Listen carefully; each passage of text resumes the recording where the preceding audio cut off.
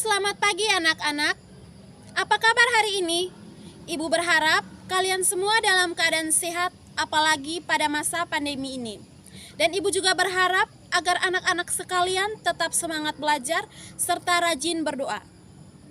Baik anak-anak, hari ini kita akan belajar dengan materi pembelajaran kita pada hari ini, yaitu Yesus menderita, wafat, dan bangkit. Sebelum memulai pembelajaran kita pada hari ini, marilah kita mengawalinya dengan doa.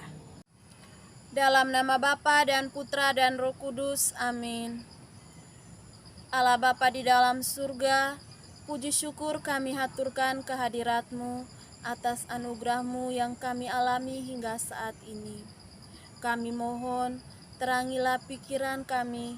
Sekarang kami akan memulai pembelajaran kami. Hari ini kami akan belajar tentang sengsara, wafat, dan kebangkitan Yesus Kristus Putra-Mu. Ya Bapa, terangilah hati dan pikiran kami, agar apa yang kami pelajari pada hari ini dapat menguatkan iman kami kepadamu. Demi Kristus Tuhan dan pengantara kami. Amin. Dalam nama Bapa dan Putra dan Roh Kudus. Amin. Anak-anakku yang terkasih, tema yang akan kita pelajari hari ini sangatlah penting untuk kita dalami. Di tengah masyarakat dikenal banyak orang yang disebut pahlawan. Para pahlawan adalah orang-orang yang gigih berjuang, rela berkorban demi masyarakat, bangsa, dan tanah airnya. Mereka melawan para penjajah, penindas, dan pembuat tidak adil. Mereka rela mati demi kemerdekaan, demi keadilan, dan demi martabat kemanusiaan. Demikian pula Yesus. Yesus menentang segala ketidakadilan dan segala kebobrokan di masyarakatnya. Tidak hanya itu, Yesus banyak berbuat baik bagi orang-orang miskin, menderita, dan tersingkir di masyarakatnya. Bagi masyarakat Yahudi, segala hal yang tidak baik, penyakit, penderitaan, dan kemiskinan dipercaya sebagai akibat dosa. Maka, tindakan-tindakan Yesus bagi orang-orang miskin, menderita, dan tersingkir dipahami sebagai tindakan pengampunan dosa atau penyelamatan. Namun demikian, tindakan Yesus itu oleh para pemimpin agama dianggap sebagai menghujat Allah.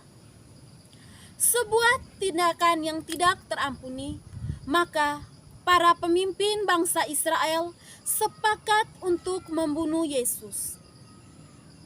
Bangsa Yahudi di bawah penjajahan Romawi, oleh karena itu, bangsa Yahudi tidak boleh memberikan hukuman mati. Yang boleh menghukum mati adalah pemerintahan Romawi.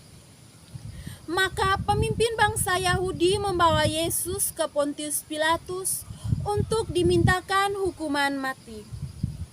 Meskipun pada awalnya Pontius Pilatus tidak setuju dengan hukuman itu, akhirnya memberikan juga Yesus disiksa, dipaksa memanggul salib, hingga akhirnya mati di salib.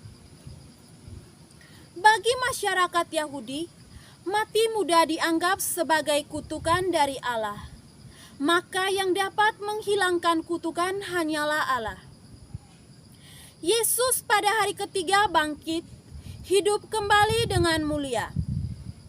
Kebangkitan Yesus berarti menolak kutukan Allah.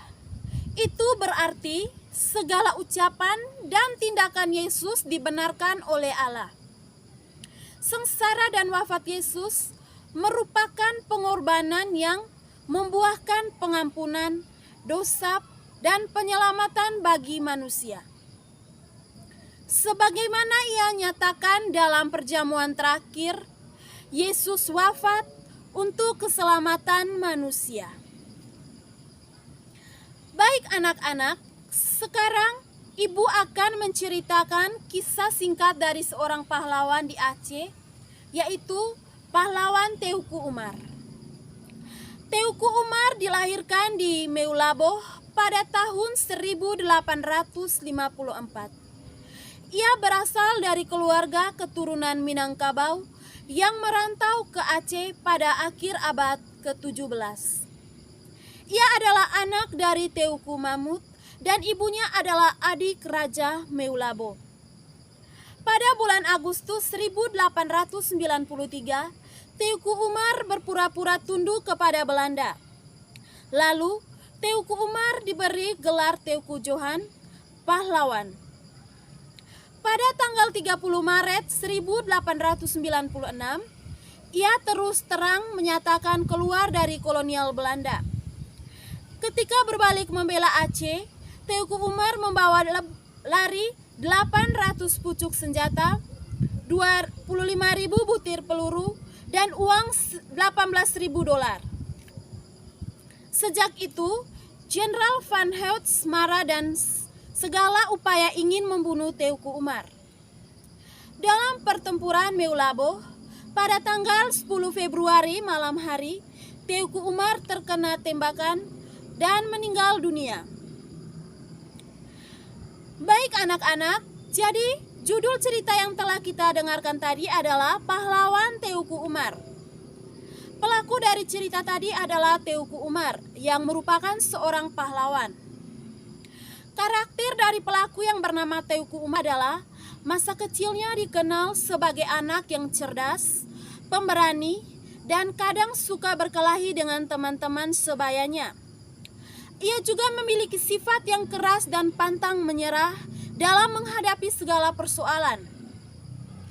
Dan tentu saja tokoh yang disukai dalam cerita singkat tadi adalah Teuku Umar, di mana ia adalah seorang yang sangat cerdas dan pemberani. Ia merupakan salah satu pahlawan nasional dan sebagai pemimpin perang di Aceh. Anak-anakku sekalian, berdasarkan firman Tuhan yang diambil dari Injil Matius bab 26 ayat 26 sampai 29 dan bab 27 ayat 1 sampai 66, dilanjutkan bab 28 ayat 1 sampai 10 tentang Yesus menderita, wafat, dan bangkit. Yesus memandang sengsara dan wafat sebagai penyelamat yang memperbarui hidup manusia. Yesus bangkit pada hari ketiga setelah kematiannya. Makna sengsara dan wafat Yesus ditunjukkan cinta kasih Allah kepada umat manusia. Baik anak-anak, sekian materi pertemuan kita pada hari ini. Ibu berharap kalian mendalami makna dari materi kita pada hari ini, dan semoga apa yang telah kita pelajari dapat berguna bagi masa depan kalian semua. Dan di akhir pelajaran kita hari ini, marilah kita mengakhirinya dengan doa. Dalam nama Bapa dan Putra dan Roh Kudus, amin. Allah Bapa di dalam surga, puji serta syukur kami haturkan kehadirat-Mu. Terima kasih Tuhan atas segala kemurahan-Mu. Engkau rela menderita hingga wafat di kayu salib. Ya Bapa, semoga apa yang telah kami pelajari pada hari ini dapat berguna bagi masa depan kami. Nama-Mu tetap kami puji, kini dan sepanjang masa. Amin.